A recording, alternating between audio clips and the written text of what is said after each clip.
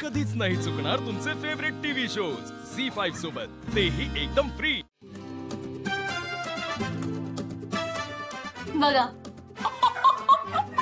अरे कोण आहे रे तो? तो नाही ती शिवा। अरे अरे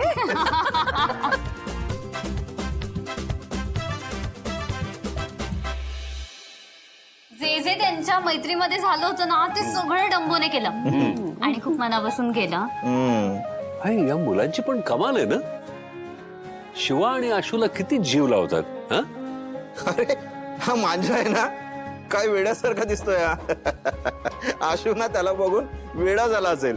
तुम्हाला नेहमी अशी गोड गोड शिवा दिसली ना, आज पहिल्यांदा शिवाला बघून भीती वाटते। हो, पण ते पाहूनच तर आशू आणि शिवा दोघे एकमेकाला ओळखायला लागलेत। वा, खरं म्हणजे आपल्या खऱ्या आयुष्यात पण असंच असतं बरं का। अगदी छोट्या छोट्या प्रसंगातनं माणसं आपल्या जोडीदाराला ओळखायला लागतात।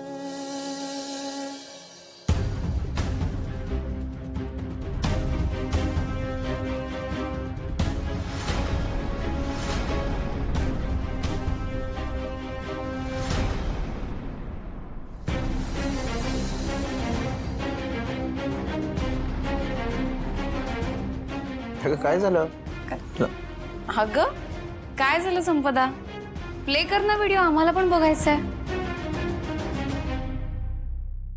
कर बघ आहे। Happy friendship anniversary Shiva.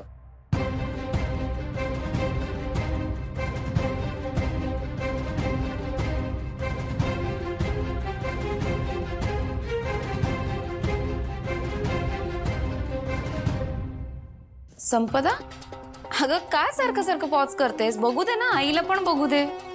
कीर्ती कुठे काय, माझं काहीच चाललं नाहीये भाऊ, मी फक्त आईला दाखवते की आशूचं काय चाललंय। नाही, आई खूप काळजी करते ना त्याची, कोणाशी बोलत नाहीये, नीट नीट जेवत नाहीये, पण आशूला त्याचं काहीच वाटत नाहीये। आशू वस्तीत मस्त मज्जा करतोय, तिकडच्या लोकांसारखंच बोलायला लागलाय, वागायला लागलाय। बघतेस नाही, सांग ना तूच, काय इतकी काळजी करतेस?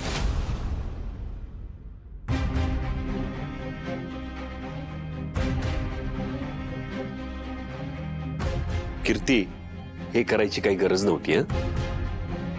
आपण दोन माणसांमधली दरी कमी करतोय की वाढवतोय याचा तरी विचार कर। भाऊ, मला आईची खूप काळजी वाटते आणि तिला होणारा त्रास मला बघवत नाहीये, आणि तो त्रास तिने करून घ्यायला नको इतकंच वाटतंय मला। बाकी माझं काही म्हणणं नाहीये, तुम्ही बघा व्हिडिओ, कंटिन्यू करा। सुहास,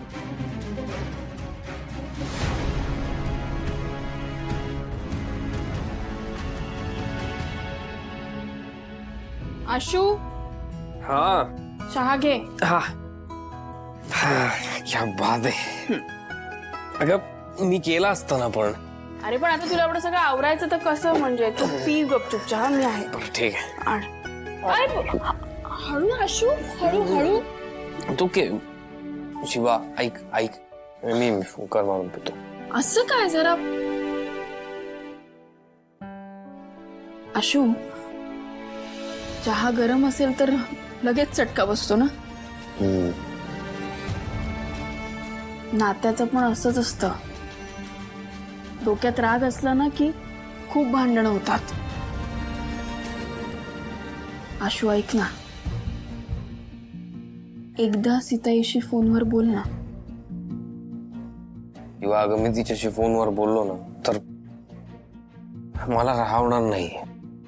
अरे पण आशू, आई आहे ती, आपलं पोर आपल्याशी बोलत नाहीये, ते लांब आहे आपल्यापासून, ही हे नाही सहन होत आई बाबांना, कळतंय का?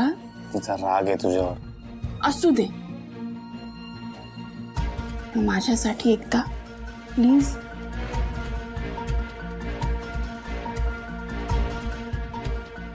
शिवा, जर चहा गार झाला तर प्यायला मजा येत नाही.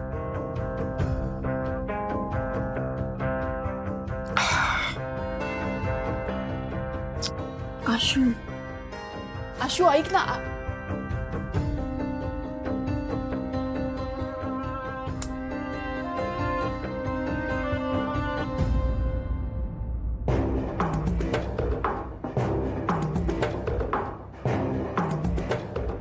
तुम्ही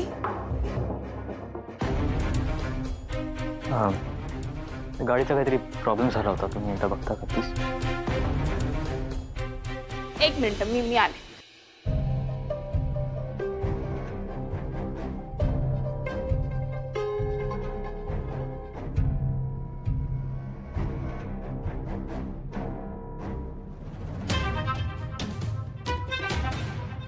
द्या.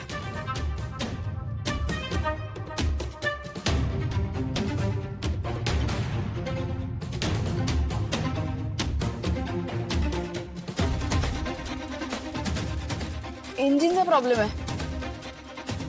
मी बघते पण थांबा. एक्सक्यूज मी, हा? ते कोण?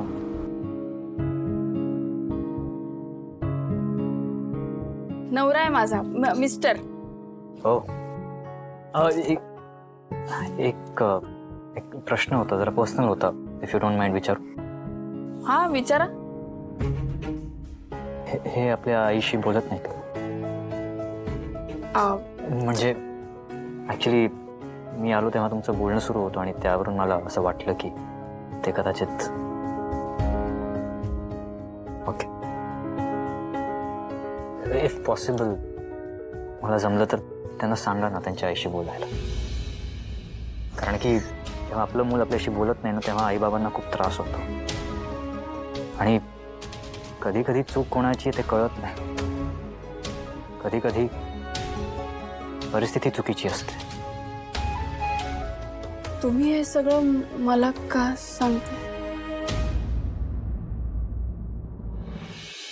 ऍक्च्युली माझी वेदा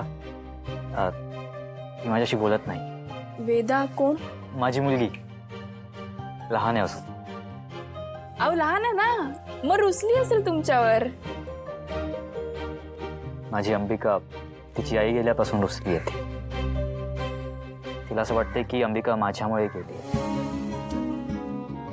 मला तिला सांगायचं, एक्सप्लेन करायचंय, पण ती बोलत नाहीये माझ्याशी. तिला कसं सांगू ते मला कळत नाही. माझ्याशी कधी बोलेल या गोष्टीची, या दिवसाची वाट बघतोय. कदाचित यांची आई सुद्धा वाट बघत असेल, यांनी एकदा बोलायची. खरंय, आई येते, तिला कसं चैन पडेल? आईला माया असते, आशा असते की कधी ना कधी हे सगळे गैरसमज दूर होतील. आणि आई काय किंवा बाप काय, आपलं मूल आपल्याशी बोलत जरी असेल ना तरी काळजी काही मिटत नाही. आणि आपलं मूल सगळ्यांशी छान बोलतंय, सगळ्यांमध्ये छान वावरतंय, पण आपल्याशी बोलत नाहीये, या फिलिंगचा खूप त्रास होतो. अशा वेळी ना एकच आशा असते की हे सगळे वाद मिटतील आणि सगळे गैरसमज दूर होतील. पण ती वेळ कधी येणार ते सांगता येत नाही ना. झी5 ॲप डाउनलोड करा आणि पहा सर्व एपिसोड्स एकदम फ्री.